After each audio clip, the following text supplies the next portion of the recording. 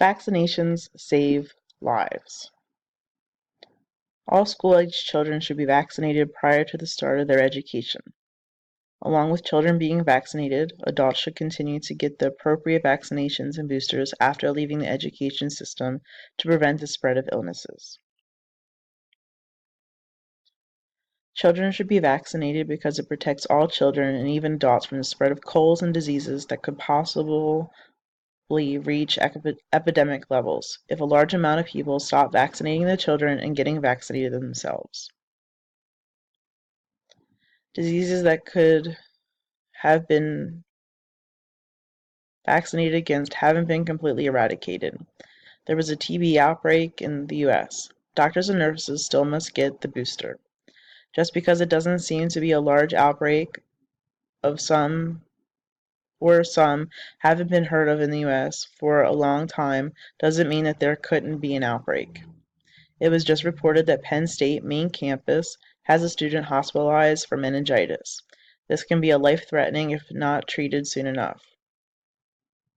Meningitis is another disease that can be prevented with vaccinations.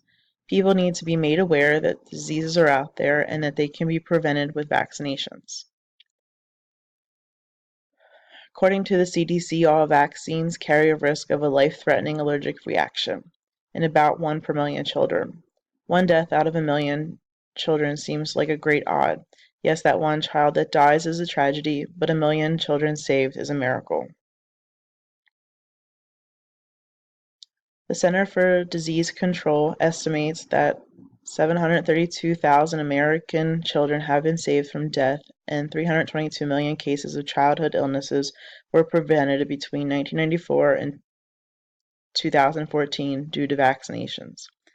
The measles vaccine has been decreased childhood deaths from measles by 74%. The American Academy of Pediatrics states that most childhood vaccines are 90 to 90% effective in preventing diseases.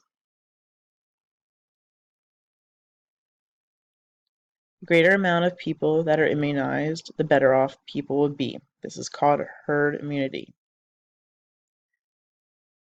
When a critical portion of a population is vaccinated against a contagious disease, it is unlikely that an outbreak of the disease will occur, so most members of the community will be protected.